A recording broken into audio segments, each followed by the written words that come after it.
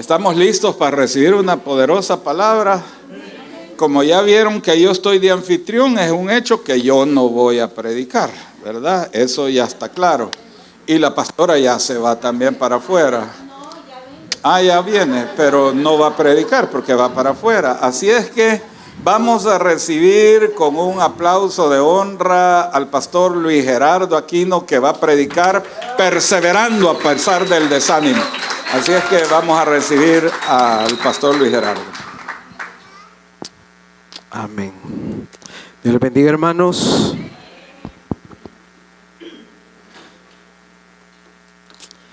Dios es bueno. Antes de empezar, antes de hablar, quisiera dar unas palabras. ¿Se escucha bien afuera? Sí. Aquí, ahí. Hermanos, es una alegría ver a varios que teníamos días de no ver. Ustedes se perdieron aquí. Como yo estaba al frente, estaba viendo a la niña de Veraliz en la alabanza, una cosa de mucha bendición. El Señor la estaba tocando mucho en la alabanza y qué bueno que podemos estar juntos. Varios que les habíamos estado mandando mensajitos que les extrañábamos, qué bueno que ahora pueden estar aquí con nosotros. Vamos por favor, hermanos, al texto que está en Gálatas 6:9. Yo voy a estar leyendo algunas otras versiones, así que no se preocupe, léela en la que usted tiene y para que podamos ir comparando. Gálatas 6:9 dice: así que no nos cansemos de hacer el bien, a su debido tiempo cosecharemos numerosas bendiciones si no nos damos por vencidos. Lo leemos en esa versión que está ahí. No nos cansemos pues de hacer el bien, porque a su tiempo segaremos si no desmayamos. Oramos, hermanos, esta mañana. Gracias, Padre, te damos por la oportunidad que nos das, Señor, de experimentar tu presencia, de estar aquí todos juntos. Gracias por esta semana, por lo que estás haciendo, porque casi, Señor, llegamos a la mitad de este año y hemos podido ver tu mano, Señor. Definitivamente la hemos visto día con día. Gracias por cada cosa que hemos vivido, por cada proceso, por cada bendición. Siempre, Señor, ha sido tu mano sobre nosotros. Te damos gracias. Bendice tu palabra esta mañana en el nombre de Jesús. Amén y amén. Déjeme comenzar con una historia. Dice: la habitación olía a aceite quemado y a frustración. Había herramientas desordenadas por todas partes, planos arrugados, cables retorcidos y una mesa llena de frascos con sustancias que nadie más se atrevía a mezclar. Afuera la noche había caído como un telón para adentro. Él seguía intentando provocar lo que parecía imposible: luz. Cada día comenzaba con la misma esperanza y terminaba con el mismo resultado: oscuridad. A veces lograba un pequeño destello, otras un chispazo fugaz, pero todo acababa igual. El filamento estallaba, la corriente no fluía, el experimento fallaba. Algunos lo tachaban de obstinado, otros de loco. Lo invitaron a rendirse, le ofrecieron otros caminos, le aseguraron que estaba perdiendo su tiempo, pero él volvía al laboratorio una y otra vez, como quien sabe que está a punto de encontrar algo que cambiará el mundo. La prensa se burló, sus socios comenzaron a alejarse, incluso su familia dudó, pero él persistía. Cada falla no era una derrota, era una lección, cada chispazo un susurro que estaba más cerca.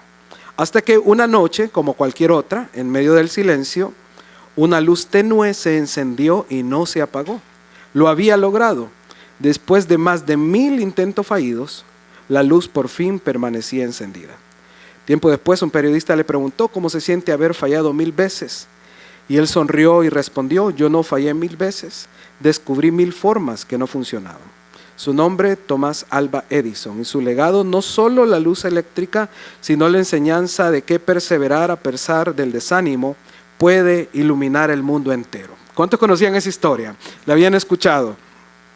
Y bueno, esta es una persona que es un ejemplo perfecto de lo que significa perseverar, no cansarse. Este mensaje va amarrado con el de la semana pasada. ¿Cuántos se acuerdan cómo se llamaba el mensaje? No, hermano, qué bárbaro. Sople el que tiene la par, era: no te rindas. ¿Ok? De eso estuvimos hablando la semana pasada. Nuestro pastor nos estuvo predicando de eso. Y de eso tiene que ver esta historia. Fíjense, hermanos, que les quiero contar que en el grupo pastoral a mí siempre me pasa algo. Como ustedes saben, mi mamá es profeta, ¿verdad? Pero yo siento que conmigo tiene una unción profética, pero ya como por fregar. Le voy a explicar qué significa eso. Viene ella, me programa en atalayas y la petición tiene que ver con algo que me está haciendo leña a mí. Entonces es una petición para fortalecerme.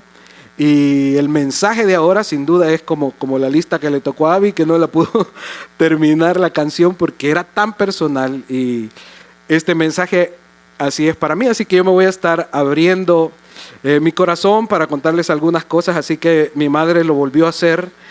Bueno, pero ellas se confabularon porque le voy a confesar, este tema le tocaba a mi papá y a mí me tocaba No te rindas, pero no sé qué pasó ahí, que nos confundimos de tema y ya pues el Señor se unió a martillarme a mí, ¿verdad? Como lo sabía hacer a través de mis padres.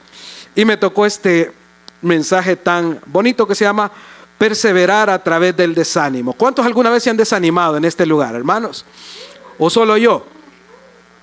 ¿Cuántos alguna vez hemos estado pues en un momento donde dan ganas de tirar la toalla, mejor retirarse y uno decir, mejor me voy a dedicar a otra cosa? Para los músicos hay un chiste interno, ¿verdad? Cuando uno se está siempre forzando, dicen, no importa cuánto ensayes, siempre va a haber un asiático listo para humillarte, dicen. Y entonces los músicos dicen, mejor me voy a retirar, me voy a dedicar a vender panes o a otra cosa. Y hay muchas, pues pensando en los músicos, hay muchas situaciones que a veces a un artista, a un músico lo quieren hacer renunciar, pero no solo a los músicos, sino también, por ejemplo, cuando usted está emprendiendo algo nuevo. Por ejemplo, recuerdo cuando comenzamos el proyecto de Olivia, que lo comenzamos juntos con Betuel, con Luisa, con Vilma. Una de las cosas que decíamos era, pero hay tantas floristerías. ¿Quién no sabe dónde hay una floristería cerca? Y hicimos un esfuerzo de localizar a dónde habían. Y pues una tentación era desanimarse, no hacerlo, ¿verdad? O pienso, por ejemplo, en el negocio de la familia de Lara, de Cowie, cuánta gente vende postres y cosas como esas. Entonces siempre hay una tendencia para nosotros de desanimarnos, pero el Señor quiere que nosotros aprendamos a vencer el desánimo y podamos perseverar. ¿Cuántos dicen amén, hermanos? Dígale que tienen a la par, dice el Señor, que lo vas a lograr. ¿Cuántos lo creen, hermano? Mire, dice Éxodo 5, 22, 23, para hablar de que el desánimo intenta detener la obra que Dios está haciendo en nosotros. Dice Éxodo 5, 22, 23. Entonces Moisés regresó al Señor y le protestó, ¿por qué me has traído este problema, Señor? ¿Por qué me enviaste? Desde que me presenté ante el faraón como tu portavoz, él ha sido aún más cruel con tu pueblo y tú no has hecho nada para rescatarlos. ¿Cuántos han escuchado ese dicho que es muy bonito, que dice que Moisés pasó 40 años pensando que era alguien y luego pasó 40 años dándose cuenta que no era nadie y los siguientes 40 años aprendiendo a qué puede hacer Dios con alguien que no es nadie? Y entonces Moisés es un ejemplo tremendo porque él entra, digamos, al ministerio a hacer algo muy importante de golpe. Por ejemplo, la semana pasada me reuní con un hermano que él tiene experiencia en el ministerio, pero el Señor lo cambió y lo movió de iglesia y me dice bien emocionado, ya comencé a servir en la nueva iglesia. ¿Y qué lo han puesto a hacer? Estoy en el parqueo, me dijo.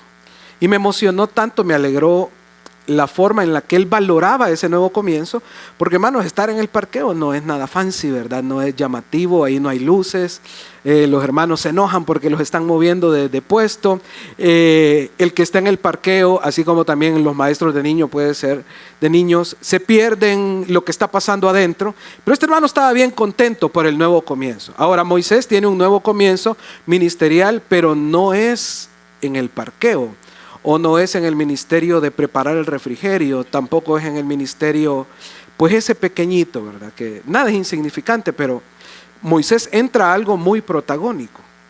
Y al entrar a eso, a ser el líder de una nación de muchos miles, de 2 millones creo que eran a ese momento, imagínense ser la persona principal, ser la persona que va a comunicar los planes de Dios, ser la persona a la que van a seguir. Moisés, pues como decimos en buen salvadoreño, le temblaban, hermano, las patas iba a decir, pero le temblaban las piernas, hermano. Era una situación tremenda, pongámonos en los zapatos de él. Sí, él traía mucho conocimiento, mucha formación, pero era un conocimiento que no le servía de mucho para la nueva etapa a la que iba a entrar.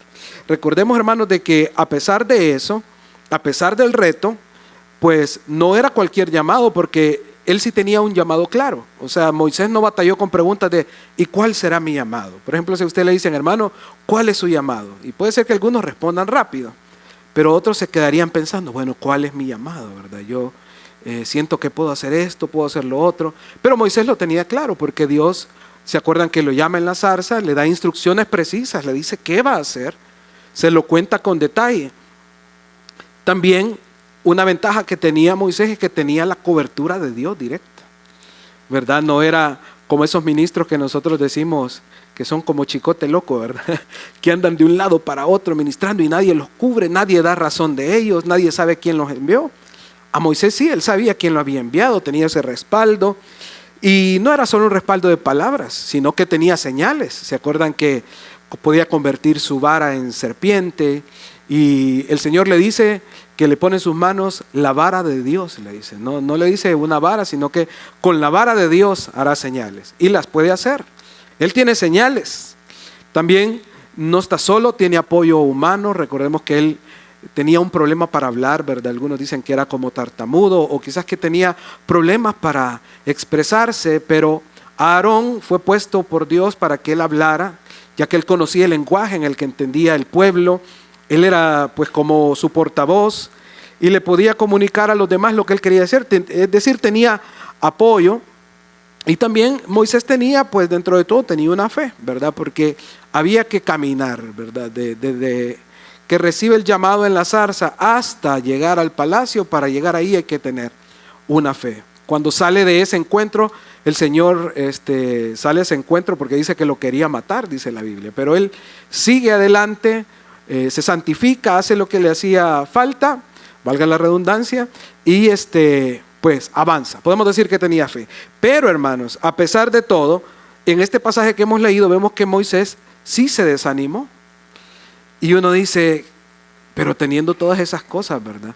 No sé cuántos han orado alguna vez, Señor, yo quisiera que, si es tu voluntad que yo haga esto que me estás mandando a hacer, quisiera escucharte audiblemente. ¿Cuántos han pedido eso alguna vez? Pues Moisés tuvo esas experiencias, tenía esa seguridad, pero a pesar de eso se desanimó. ¿Y por qué se desanimó? A mí me parece, hermano, de que Moisés estaba entrando, a pesar de todas las cosas que tenía en su favor, estaba entrando a conocer cómo funciona el plan de Dios y cómo funciona Dios a través de lo que nos manda hacer. Y un principio que es importante, hermanos, entender es que Dios nunca está deprisa. Puede decir eso conmigo, Dios nunca está deprisa. Por ejemplo, Dios le manda a Moisés y le dice, quiero que liberes al pueblo. Y es algo que Dios quiere llevar a cabo, Dios lo quiere ejecutar, pero no tiene prisa.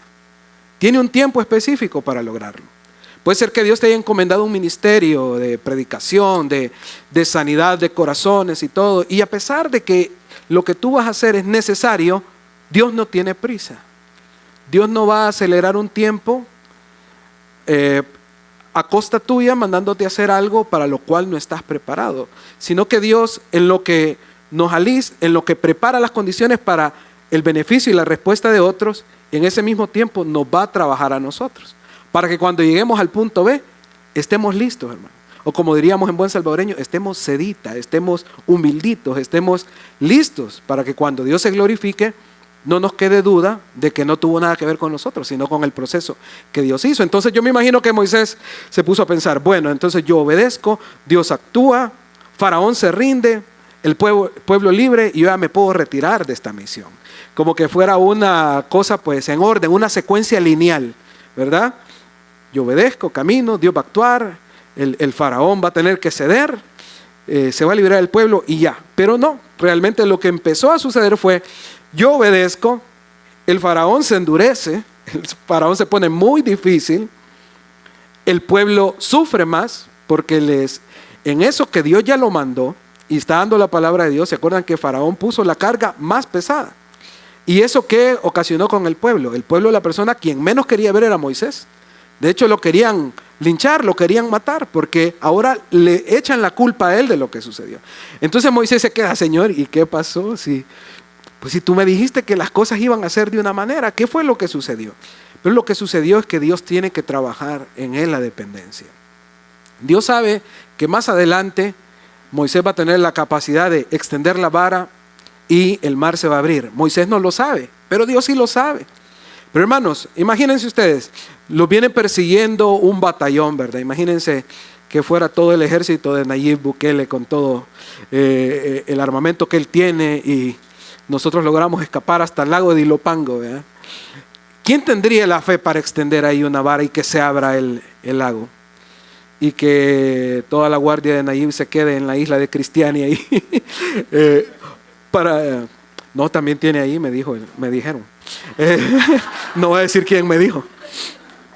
Entonces, para llegar a esa fe, ¿verdad? Porque uno dice, extendió la vara y uno romantiza los milagros de la Biblia, pero pongámonos en contexto. Si hubiéramos sido nosotros, ¿a quién se le ocurre hacer algo de esa magnitud y saber que va a funcionar?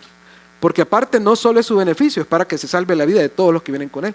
Alguien que ya aprendió a que cuando Dios dice algo, lo cumple.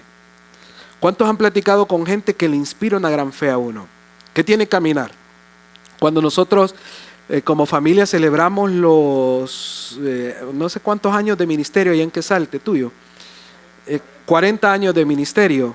Lo hicimos en la iglesia donde mi papá comenzó y la pastora que era la pastora fundadora, la hermana Betty de Mangandí, todavía está viva ella. Bueno, estaba más joven en ese tiempo. Y entonces ella oró por nosotros, hermanos. Y miren, cuando esa señora nos impuso las manos, es que era una unción bien diferente. Ahora, no es porque uno quiera endiosar a la señora, sino que lo que se nota es que es una persona que conoce a Dios, que tiene caminar, hermanos, que tiene procesos, que sabe que Dios cuando dice algo lo va a cumplir. O sea, yo sé que ellos vienen de una historia con Dios donde en muchas ocasiones no había para comer, pero han salido adelante. Y ahora tienen un templo hermoso, tiene hijos, tiene nietos y uno puede ver en el resultado externo el proceso de años de esa persona. Cuando alguien así le ponga las manos a usted o esté cerca, valore porque eso es caminar. Pero para llegar ahí, pues el camino nunca es recto. Nunca es paso A, paso B, sino que el avance que el Señor tiene para nosotros muchas veces se va a parecer más a una espiral que a una línea recta. Y hace algunos años recuerdo que mi papá compartió un mensaje de eso, que el proceso de Dios siempre es como en una espiral. Uno llega a un punto, ese punto en esa vuelta tiene sus procesos, sus victorias, pero luego vamos a entrar a otra espiral. Así que dígale al que tiene a la par, más vale que no te vayas a marear tan fácilmente, porque toda la vida va a tener un montón de vueltas. Pero yo he venido a darles ánimo, hermanos, esta mañana. Entonces eso es algo importante, hermanos. El desánimo se encuentra entre el punto en donde yo espero y cuando sucede lo que yo espero. Muchas veces va a venir el desánimo. Y es normal, hermano. Es más, yo le puedo decir que Dios sabe que nos vamos a desanimar, pero va a estar ahí para soportarnos y para levantarnos, hermanos. El desánimo hace que nosotros muchas veces incluso pongamos en duda nuestro llamado. Yo me imagino que Moisés se debe haber preguntado, Señor, ¿y para qué me enviaste? Pues, ¿o será que me equivoqué yo ese día en la noche? Yo vi un fuego que realmente no hubo, escuché algo en esa zarza que no. O sea, ¿qué fue lo que sucedió? ¿A cuántos les ha pasado eso, hermanos? Y ahí yo les empiezo a abrir mi corazón. Han habido momentos que yo me he metido en procesos y en cosas. Y puedo recordar un episodio en el 2014 cuando yo hice el disco de Rey de las Naciones. Con mucho entusiasmo preparamos el lanzamiento y, hermanos, llegó bien poca gente. Esa fue una de las primeras oportunidades donde yo me enfrenté con los espirales del Señor en mi propio proceso, en mi propio caminar. Y uno se empieza a preguntar, ¿y para qué hice esto? O han habido momentos donde yo mismo me he preguntado, ¿y para qué escribí estas canciones? ¿Para qué me puse tanto tiempo a hacer esto y lo otro? Y han llegado momentos luego al tiempo donde llega un testimonio y uno entiende el por qué, pero en ese momento, hermanos, donde el desánimo se interpone, nosotros debemos de entender que no es lo mismo a veces, porque uno pregunta y no encuentra respuesta, pero no debemos de asumir que el silencio es ausencia. Dios siempre está al lado nuestro. No levante su mano, pero ¿cuántos quizás han experimentado un silencio que le están preguntando a Dios, ¿y por qué esto? ¿y hasta cuándo va a terminar esto? ¿O qué es lo que estás queriendo hacer en mi vida? Y uno no escucha respuesta. A mí me ha pasado, pero el silencio no es ausencia, hermanos. Dígale al que tiene a la par, Dios está contigo, aunque no escuches. Ahora, cuando nosotros experimentamos oposición, no es que tampoco Dios no nos esté respaldando. Al contrario, si hay oposición es que el propósito es grande, hermano. Porque si fuera fácil, cualquiera lo haría. Así que no confundamos tampoco el proceso con fracaso, hermano. Yo quiero decirle parte de Dios y que usted lo reciba. Usted no es un fracasado, hermano. Dios no lo ha llamado a usted al fracaso. Dios lo ha llamado para ir de gloria en gloria. Diga conmigo, de victoria en victoria. Diga conmigo, de triunfo en triunfo. Diga conmigo, yo creo que todavía no he empezado a ver esas grandes cosas que Dios va a hacer conmigo. Ahora, cuando Moisés se pone en este plan y le dice al Señor, ¿por qué me mandaste a esto? Dios, aunque en ese tiempo el comportamiento de Dios hacia la humanidad era diferente ahora, porque esto es antes de la gracia, hermanos. ¿Verdad? Ese era el tiempo donde cuando murmuraban contra los líderes se abría la tierra, ¿verdad? Dios guarde, estuviéramos en ese tiempo y quedan vacías las iglesias. Ahora, pero en ese tiempo, cuando Moisés hace esta oración, vemos que Dios no le responde con un castigo ni con un enojo, sino que Dios lo que hace es que le recuerda a Dios, a Moisés, quién es Él. No quién es Moisés, sino quién es Dios. Y le dice, yo soy el Señor. Son las frases que le dice. Yo los sacaré con mano fuerte. Yo los redimiré. Yo los tomaré por mi pueblo. Dios reafirma su propia identidad a Moisés. En momentos, hermanos, donde no encontramos a veces una respuesta al por qué lo que nos está sucediendo, lo que nos está sucediendo, nuestra confianza y nuestro ánimo debe estar en quién es Él. ¿Cuántos saben eso, hermanos? Y el Señor nos dice a nosotros, yo soy el Señor. O sea, no hay una garantía más grande que esa. Él, que es Dios, es quien está con nosotros. Él es quien nos va a sacar adelante. Él es quien nos ha hecho la promesa y entonces es Él quien la va a cumplir. ¿Cuántos lo creen, hermanos? Entonces, no podemos medir nosotros nuestro éxito en lo que Dios nos ha mandado a hacer con un resultado inmediato. Es más, los resultados es bien difícil que sean inmediatos. Y hay personas que les suceden cosas que pareciera ser rápido. Y yo lo veo muchas veces en ministerios que de repente suben y uno dice, pero yo tengo tantos años guerreándole a eso y no lo he visto. Y a veces uno puede confundir un respaldo con cosas que no son un respaldo. Pero los resultados no serán inmediatos. Así que en medio del desánimo que podamos tener, hermanos, Dios nos hace saber que ese silencio, ese acompañamiento nos da la seguridad de que Él está con nosotros. Hay un libro muy hermoso que creo que más de alguno de ustedes lo ha de haber leído, que dice, que se llama Cuando lo que Dios hace no tiene sentido, del doctor James Dobson. Y el libro aborda un punto muy especial y es cuando nosotros preguntamos el por qué, de por qué nos pasa lo que nos está pasando, o no entendemos lo que Dios nos quiere hacer entender, dice el libro, son 3 verdades. Número 1, que Dios es soberano. Diga conmigo, Dios es soberano. Y puede ser que nosotros no entendamos el plan, pero Dios es soberano. ¿Por qué se cerró una puerta, por ejemplo? Porque Dios es soberano, hermanos. Porque Él tiene el cuadro completo de todo lo que está pasando. Otra verdad es que la fe se basa en confiar quién es Dios. Hermanos, y cuando yo entiendo que Dios es bueno y que Dios todo lo puede hacer, entonces mi fe tiene sentido. No necesito tener todas las respuestas, solo necesito saber que a Él no le preocupa nada. ¿Cuántos lo creen? A Él no lo asusta nada.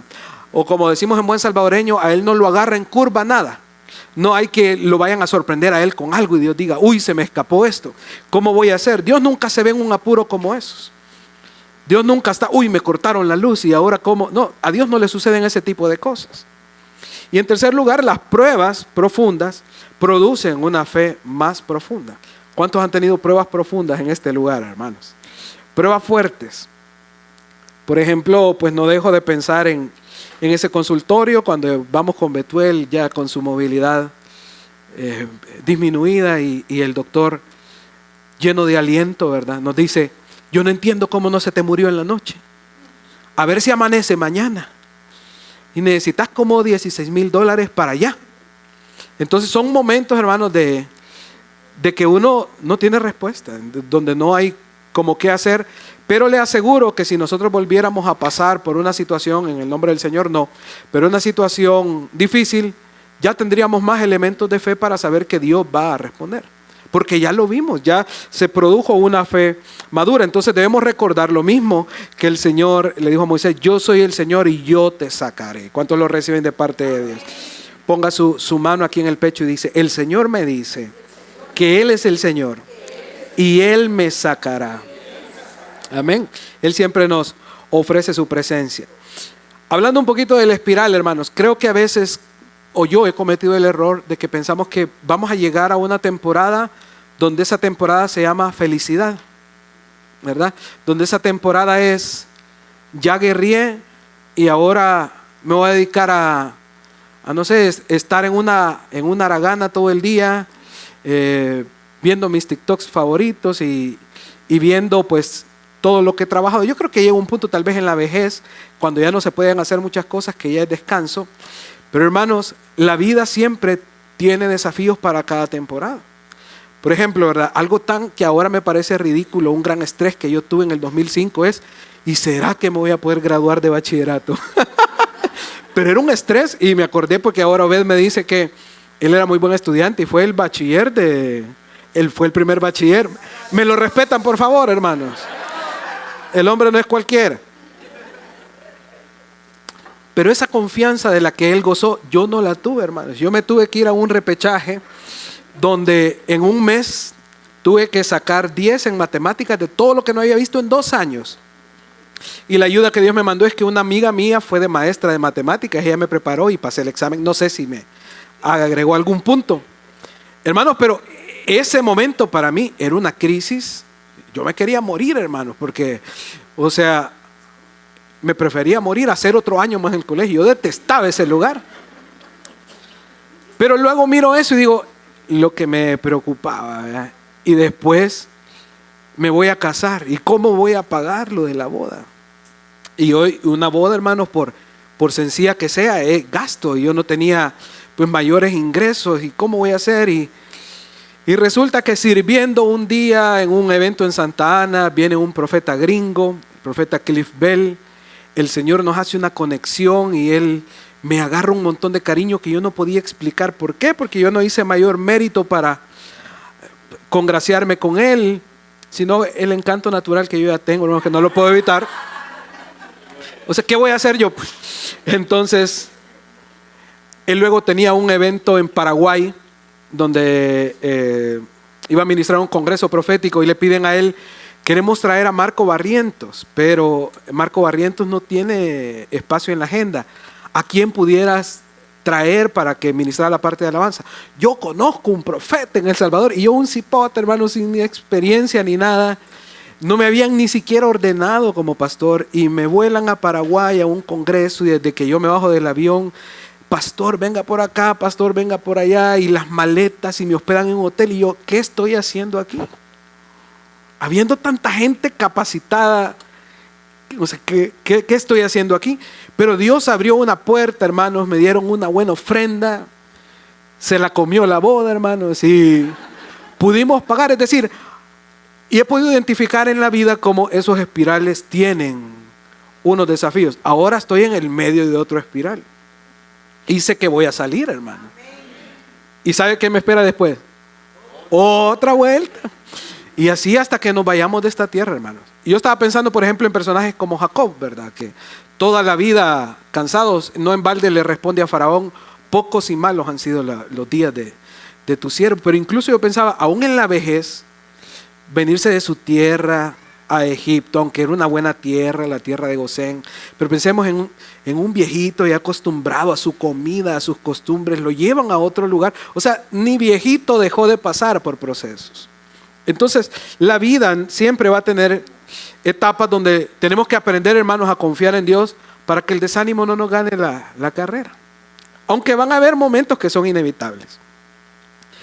Ahora, hablando de eso, hermanos, también tenemos que aprender a tener cuidado, porque el desánimo muchas veces, o casi siempre, viene después de una gran victoria. Después de algún momento donde usted pues se sintió el rey del mundo, después de una gran promoción en el trabajo, quizás una gran predicación, un momento muy efectivo en su ministerio, tiene que estar atento para el desánimo. Y el personaje estrella para esto es Elías, ¿verdad? ¿Se acuerdan ustedes que Primero Reyes 19, Elías había tenido una gran victoria? No fue poca cosa la que hizo Elías. Elías también venía en un proceso de conocer al Señor, de dependencia del Señor, hasta que llega al momento, digamos, más público, quizás no el más importante, pero más público. En un momento donde la nación se había alejado de Dios, el pueblo de Dios se había alejado de Dios. A tal punto que estaban adorando a Baal y Elías los confronta y les dice: ¿por qué están indecisos? ¿Hasta cuándo van a estar con esa indecisión? Para ustedes, ¿quién es Dios? El Dios del cielo, ¿quién es para ustedes? ¿Es Baal o es Jehová? Y el pueblo no sabía, hermanos. A ese punto había llegado ese pueblo de Israel. Pero Elías es usado como el hombre que vuelve el corazón de toda esa nación a Dios. Es un reconciliador de la gente con el corazón del Padre. Por eso Elías, el espíritu de Elías es clave en el ministerio profético, porque vuelve a las personas a Dios. Y venció a 850 falsos profetas. ¿Se acuerdan? Cayó fuego del cielo. Todavía llenó el estanque de mucha agua para que la gente no creyera que alguna llama se prendió desde abajo. Puso todos los elementos para que no hubiera duda de que cayó fuego del cielo. Y el pueblo, después de esa victoria, dijo: Jehová es el Dios verdadero. Una gran victoria. El hombre del momento, en todos los periódicos, en todas las noticias. Elías, el hombre que hizo descender fuego del cielo. Estábamos en un culto del movimiento Live en San Salvador hace más de un año, y llegó un hermano en silla de ruedas con fe de que Dios lo iba a levantar. Y estábamos varios ministrando, y nuestro amigo Yuri, que tiene un don profético muy fuerte, llegó a ministrarlo y no se le despegó unos 10 minutos a ver si se levantaba. ¿Y qué creen que pasó, hermanos? No se levantó. Y nosotros dijimos: puchica, somos falsos profetas. No se levantó. Pero mi papá me hizo una pregunta muy sabia y me dice: ¿y qué hubiera pasado si se hubiera levantado? Y entonces yo no le respondí tan así de inmediato, pero lo pensé. Esto lo hubiéramos publicado en todas las redes, hubiera sido historia. El movimiento donde se levantan paralíticos. Hubiéramos pasado de ser un grupo más que anda cantando alabanza a ser el grupo que levanta paralíticos. Hermanos, el ego se nos hubiera ido para arriba. Bendito Dios que no se levantó ese varón. Señor, le dé comodidad en esa silla. Pero hermanos, lo que quiero decir es: tampoco es fácil lidiar con un éxito de esa magnitud. Elías tenía ese éxito. No había duda. Pasaba Elías y ahí va don Elías, con respeto. No le hable fuerte porque no le vaya a caer una columna de fuego a usted. El hombre del momento, exitoso. Pero luego de esto viene Jezabel y le dice: así me hagan los dioses y aún me añadan, si el día de mañana yo no te hago a ti como uno de esos profetas que tú mataste. Y lo intimida, perdón. Lo intimida, le dice que lo va a matar. Y Elías tiene temor, se preocupa. ¿Pero por qué se preocupa, hermano, si acaba de pasar una gran victoria? Porque en los momentos de mucha éxito hay que estar listos, porque puede venir el enemigo a sembrar desánimo. Y pensando en esto me acordé, hermanos, ¿se acuerdan el episodio donde Will Smith perdió los papeles y le pegó una cachetada a otro actor en los premios Oscar? Y él dice que Denzel Washington, que es cristiano, le dijo: tienes que tener cuidado en los momentos de éxito porque te va a venir a buscar el diablo, le dijo. Y es cierto, hermanos, en momentos así el enemigo busca por dónde entrar. Quizás en otro tema, no hablando del desánimo, pero cómo obra el enemigo, hay que estar pendientes. La semana pasada estuvimos leyendo en el TCD acerca de Balaam. ¿Se acuerdan, hermano? Y qué bonitos los primeros capítulos. Por cierto, haga el TCD, hermano. Dios le va a hablar de una forma increíble. Pero son números del 22 al 24, se narra esa historia. ¿Qué sucede, hermano? Hay un rey moabita, para hacerlo resumido, que contrata a un profeta que está acostumbrado a operar por dinero y lo contrata para maldecir al pueblo de Dios. Eso es el meollo. Viene Dios, intercepta a este falso profeta llamado Balaam y no lo deja maldecir al pueblo. sino que le pone palabras de bendición y Balaam termina bendiciendo al pueblo y da la única profecía mesiánica de ese libro, la da Balaam. Dios bendice y uno dice, qué importante para Dios son las palabras, cómo Dios protegió a su pueblo. Y si uno lee hasta ahí, uno cierra en una gran victoria. Qué bueno es el Señor. No los dejó que cayera maldición, es más, los bendijo. Qué bueno es el Señor. Pero en el 25, hermanos, qué tristeza ese capítulo. Dice que las mujeres moabitas sedujeron el corazón del pueblo y los hombres se acostaron con las mujeres moabitas. Entonces uno dice, pero qué desperdicio de recursos. Dios los acaba de librar de la muerte, Dios los protegió solo para que ellos vayan por voluntad propia a llenarse de maldición. Un montón de muertos, 24,000, y todavía en lo que está cayendo el juicio, viene otro y mete una mujer de otra pagana, de otro lugar, no me acuerdo, y el juicio no se detiene hasta que uno de los levitas llega y los elimina. Hermanos, hay momentos donde a pesar de la protección de Dios y a pesar de las grandes victorias, el enemigo va a encontrar espacios, huecos, puertas que estén abiertas y van a venir posiblemente la caída para nosotros. Y una de esas armas es el desánimo. Y en ese desánimo, hermanos, lo que nosotros podemos empezar a pensar es, bueno, pero quizás en esta vez Dios me acompañó allá, pero voy a saber si va a estar, ¿verdad? A saber si la vamos a librar, ¿verdad? ¿Por qué Dios no me defendió de la intimidación de esta mujer? Hoy sí voy a perderlo todo. Hoy sí quizás hasta aquí llegó, ¿verdad? No voy a poder completar esto, no voy a poder pagar lo otro, no voy a poder salir adelante con esta enfermedad, no sé, cualquier cosa. Y entonces caemos en el error de Elías y empezamos a quitar nuestra mirada de donde tiene que estar. El problema era de un desenfoque porque Elías perdió la vista de Dios y la puso en el temor. Y eso nos pasa a nosotros, hermanos. Cuando vienen las amenazas, cuando vienen esas cosas que nos mueven la seguridad, nuestra vista fácilmente se desenfoca de donde tiene que estar y se pone en el temor. Con una mala noticia, ¿verdad? De trabajo, por ejemplo, hasta tal día vas a llegar. Y entonces la vista se va para ahí. ¿Y ahora cómo voy a salir? ¿Cómo voy a hacer esto? Y acabo de agarrar este compromiso. Y estoy con esto y lo otro. Hermanos, ¿por qué no volvemos al enfoque? El enfoque debe estar en Dios y en su presencia. Si Dios está con nosotros, todo va a estar bien, hermano. Y esas son cosas que uno las dice como cliché, pero son una verdad realmente. Y entonces cambiamos. Por un momento olvidamos, así como Elías, que Dios es más poderoso que cualquier Jezabel, hermanos. ¿Hay algún jefe que a usted lo intimida? ¿Hay alguna situación que a usted le atemoriza? Eso no es más poderoso que Dios. Eso no tiene más poder que lo que Dios va a hacer, hermanos, en su vida. No podemos permitir, hermanos, que nuestra percepción sea distorsionada, hermanos. Y debemos de recordar siempre que las victorias que Dios nos ha permitido hacer tienen un propósito grande, hermanos. Dios va a seguir ocupando nuestra vida. En el año 2016 creo que fue, yo recuerdo que el Señor nos movió a hacer una actividad de guerra. Venía este grupo Iron Maiden y fíjense que un montón de gente se activó en discernimiento y nos dijo, fíjense que ellos, Dios nos decía la gente, uniendo los comentarios, ¿verdad?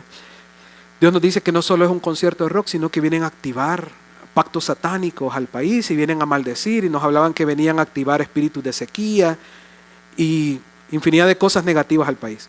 Entonces decidimos hacer algo que fue como un precursor del movimiento de adoración que ahora tenemos, y nos prestaron el colegio Enacore, que está a la par del Estadio Mágico González, porque ahí fue el concierto. Hermanos, y nos fuimos a hacer una noche de guerra profético. Se puso bien. No éramos un grupo grande, éramos un grupo selecto de guerreros que estábamos ahí, pero en el estadio había mucha gente y desde temprano Dios nos había dado la instrucción que oráramos por lluvia. Cantamos en la mañana de que el Señor trae tu lluvia. Nos movimos, ¿verdad? Sin embargo, nosotros no vimos alguna lluvia que fuera así como súper importante ese día. Entonces dijimos, bueno, esto es espiritual. Terminó el evento y un muchacho que andaba ahí, hermanos, imprudentemente grabó una parte de lo que estábamos teniendo la sube a Facebook, se viraliza y se sale de contexto, una declaración que estábamos haciendo de juicio contra los enemigos, y vino un montón de ataques por Facebook y comenzaron a ofender a mi papá en unos comentarios. Entonces uno dice, Señor, y pues sí, y ¿qué onda? Va? Si hicimos lo que... ¿Qué pasó? Y bueno, ahí quedó como sin respuesta. Luego, quiero ver, ¿hace cuánto fuiste vos a Legendarios? 2 años. Hace 2 años, mi hermano va a un retiro y yo voy a servir a ese retiro. Y entonces, había uno ahí que andaba muy activo, sirviendo y todo, y en una actividad en la noche, que teníamos tiempo para platicar entre nosotros, los que estábamos sirviendo, yo le veo que tiene él varios tatuajes, ¿verdad? Y para entablar plática le pregunto acerca de sus tatuajes, qué significan, cuál es el origen, y él me dice, fíjate que esto yo me los hice cuando yo estaba en el mundo, me dice. Yo tenía un espíritu de rebeldía terrible, me dice, pero, o sea, los tatuajes de él, no, para que no se sienta mal nadie aquí que tiene tatuajes, no eran artísticos como los que algunos de ustedes tienen, que yo no tengo nada ahí en contra, pero eso sí, o sea, eran un dragón así feo y tenían sus cosas, y había uno así bien satánico que decía Real Madrid y unas cosas así del diablo. Entonces, se le cayó el espíritu ahorita.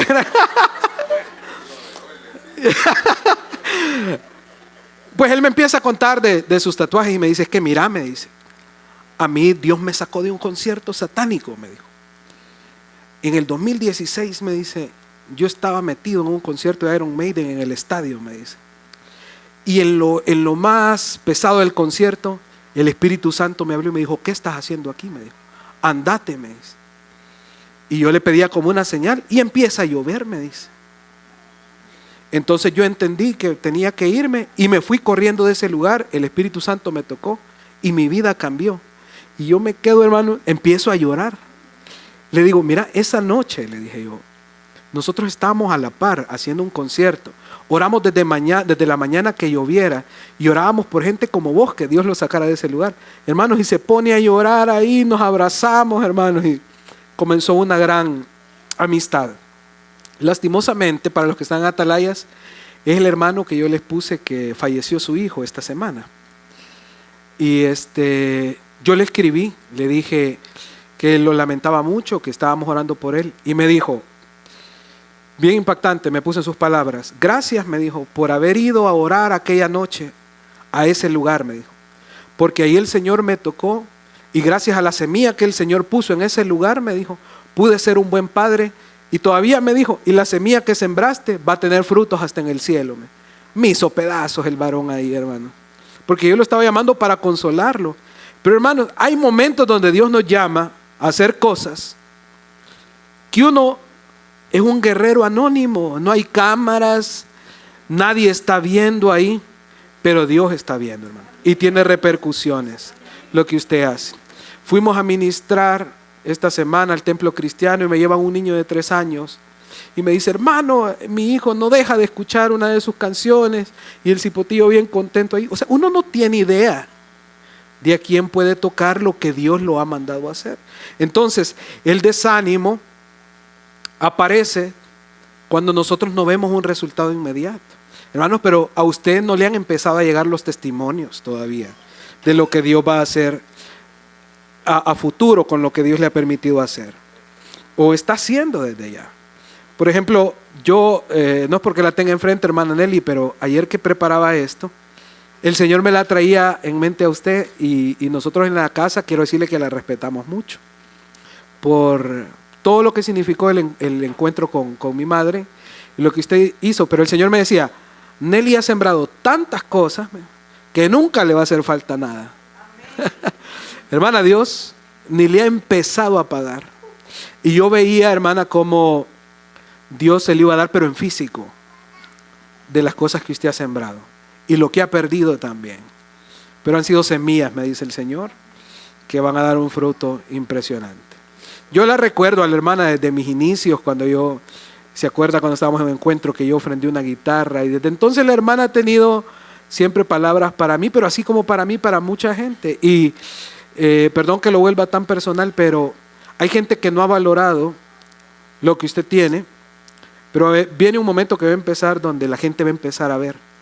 Y mucha gente, no nos gozamos con eso, pero hay mucha gente que va a decir, la regamos en dejarla ir. Lo desperdiciamos, pero Dios va a levantar su cabeza.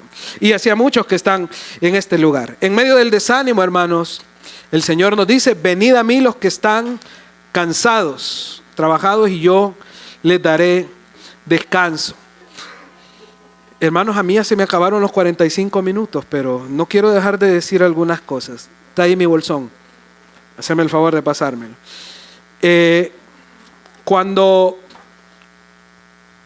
Cuando Elías pasa por este momento de desánimo, ¿se acuerdan de que vino un terremoto, vino un fuego? Pero Dios no estaba ahí, sino que estuvo en el silbo apacible. Dios ya no necesitaba mostrar su voz con ese poderío, ya lo había mostrado. Dios no necesitaba demostrarle a Elías que era poderoso, ya lo había visto. Ya lo había visto proveyéndole, ya había visto el fuego. Pero ahora necesitaba demostrarle algo a Elías que Elías no conocía hasta el momento. Y era un tipo de voz. Y mire, yo traje ahora a mi nieto, se lo voy a presentar. Este es mi nieto, miren hermanos. Este es el hijo de Bruno. Este se llama Bebé Samuel. Yo se lo agarré en la noche y hoy me vino a reclamar. Vos te llevaste a Bebé Samuel, me dijo. Pero yo me lo traje, hermanos, para simbolizar. Ahora le vamos a cambiar nombre, no es Bebé Samuel, es el bebé Elías. Y yo lo que imagino a Dios, hermanos, es que a Elías le hacía falta conocer esto, que Dios lo tuviera aquí. ¿Cuántos de ustedes cuando tienen un bebé le gritan, ¿dónde está el bebé? ¿Verdad que no? No es necesario. O si lo tiene aquí, ¿verdad? O sea, uno no le va a gritar, no lo va a asustar. ¿Cómo le habla uno a un bebé, hermanos? Suavecito, con ternura, chiquito, ¿verdad? Con amor y cariño. Y yo hago eso mucho con Bruno, por ejemplo. Con los tres, pero con Bruno cuando le agarra de llorar. Porque ese es, en la noche se pela, hermanos, empieza a llorar por gusto. Entonces yo lo agarro y lo que le empiezo a decir es cuánto yo lo amo. Y le digo, vos sos hermoso, Bruno. Le digo, sí, que sos bonito. ¿Y a quién te pareces? A mamá, me dice el bandido. Y ahí lo tengo hasta que se calma y se le va. Elías necesitaba escuchar eso, hermanos. Que Dios le dijera, tenés hambre, Elías. Estás preocupado, tenés hambre. Y le lleva pan, le lleva agua. Y antes de lanzarlo, de reactivarlo, primero lo sana, hermanos, lo restaura. Le da su amor, le da su cariño. Hermanos, cierre sus ojos. Imagínese que el bebé Samuel es usted. Y que Dios lo tiene ahí, hermanos. Y que le dice, ¿qué es lo que te está preocupando? ¿Qué es eso que te está quitando el sueño? No te preocupes. Todo está en mis manos. Así como lo he hecho en el pasado, cierre sus ojos, hermanos, así como lo he hecho en el pasado, no te quede duda que lo voy a seguir haciendo, te voy a seguir sosteniendo, te voy a seguir levantando, te voy a seguir proveyendo, pero necesito que te des cuenta que no estás solo, que no es un fracaso, que no es ausencia, estoy ahí, te dice el Señor. Eliezer, si me ayudas. El Señor te dice esta noche, este mediodía, no he terminado contigo. Solo estás pasando un momento donde te has sentido intimidado. Pero aquí está mi voz renovándote, trayéndote. Es un tiempo especial para que decidas perseverar en mi presencia, en fe, en confianza. ¿Cuántos lo creen, hermanos? Déjeme terminar con esto. Vamos a guardar al nieto un momento. Hermanos, la perseverancia es una decisión que nosotros tomamos en fe. Porque para llegar a ese momento uno no quiere seguir. No es que no pueda seguir. No es como un capricho que uno ya no lo voy a hacer. Es que hay una fuerza interna que hace falta a veces para seguir haciendo. Y yo he estado ahí, hermanos, hace poco con un proyecto. Dije, no sé si lo vamos a seguir haciendo. Pero la perseverancia tiene que ser una decisión en fe. Y el paso en fe es, cuando yo dé el paso, Dios va a reaccionar. Cuando yo avance, Dios va a caminar. Y dice la palabra que nosotros no somos de los que retroceden, hermanos, sino de los que avanzan. En medio del sufrimiento, hermanos, en medio de las dificultades, en medio de lo complicado, en medio de perseverar, que no se siente como tan glorioso, como tan espiritual, es importante seguir orando, seguir sirviendo, seguir creyendo. Diga conmigo: orar, servir, creer, caminar. Orar otra vez, dígalo conmigo. Servir otra vez, creer otra vez, caminar. Diga conmigo: orar otra vez, creer otra vez, servir otra vez, caminar otra vez. Y eso, hermanos, es lo que nos va a llevar a nosotros a salir cada día más del desánimo. Dice Santiago 1:12 que Dios bendice a los que soportan con paciencia todas las pruebas. Tengo más puntos, hermanos, pero creo que podemos parar ahí. Yo creo que este día Dios quiere que nosotros empecemos a forjar un espíritu que resiste y que conoce a Dios. Tengo un pastor amigo, compañero mío del Instituto Canción, compañero de promoción. Pastor, él asumió la iglesia siendo muy joven porque su papá tuvo que salir del país, su papá es el fundador. Y su matrimonio se vio muy afectado por la salud de su esposa. Lastimosamente hace un mes ella falleció, fue a la presencia del Señor.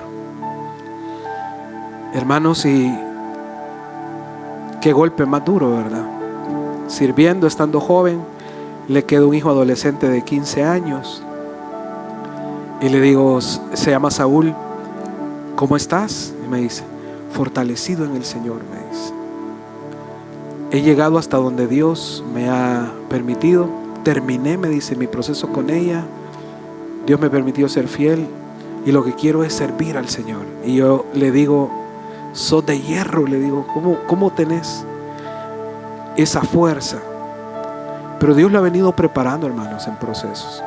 Ahora, yo no le quiero profetizar a nadie de este lugar que van a perder a alguien o van a pasar algo difícil, pero sí creo que esta mañana quiero hacer un llamado a que se ponga de pie y le diga al Señor, Señor, quiero aprender a tener resistencia.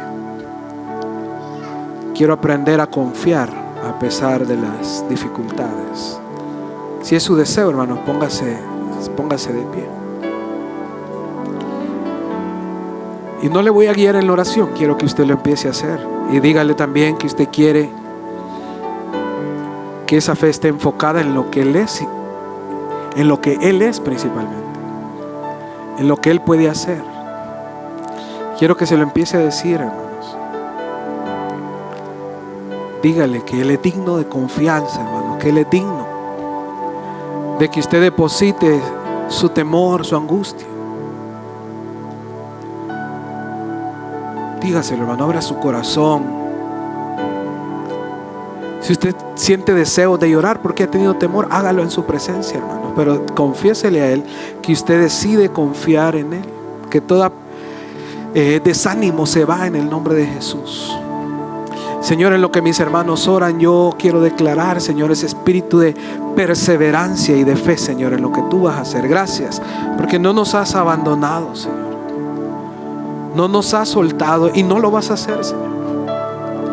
Nos tienes en tus brazos, Señor. Nos tienes en el hueco de tu mano, Señor. Estamos en tu corazón y no nos vas a desamparar, Señor. No diste tanto, Señor, para luego abandonarnos. Diste lo más precioso, Señor. Esta mañana, Señor, nosotros podemos creer que en medio de la obediencia, Señor, no estamos solos. Que en medio de la intimidación tú nos levantas y nos animas, Señor. Que tú renuevas la confianza en nosotros. Padre, quiero declarar y profetizar sobre cada uno, Señor, un espíritu renovado esta mañana, un nuevo ánimo en el nombre de Jesús. Que el Espíritu Santo empiece a soplar una nueva confianza, Señor, de manera que el temor tiene que huir en el nombre de Jesús. Esta mañana, esta tarde, ya le decimos al espíritu de temor que abandone este lugar en el nombre de Jesús. Espíritu de temor que ha venido a capturar pensamientos de mis hermanos, suéltalo ahora en el nombre de Jesús, Señor. Y Señor, se empieza a renovar tu palabra en los pensamientos de cada uno. Tu palabra, tu palabra, tu palabra que promete que siempre estarás, Señor, que siempre proveerás, que siempre tendrás, Señor.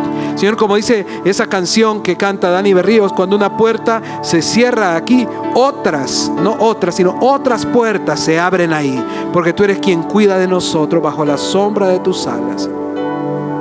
Confiamos en ti, Señor, confiamos en tu presencia. Gracias, Rey. Gracias, Señor.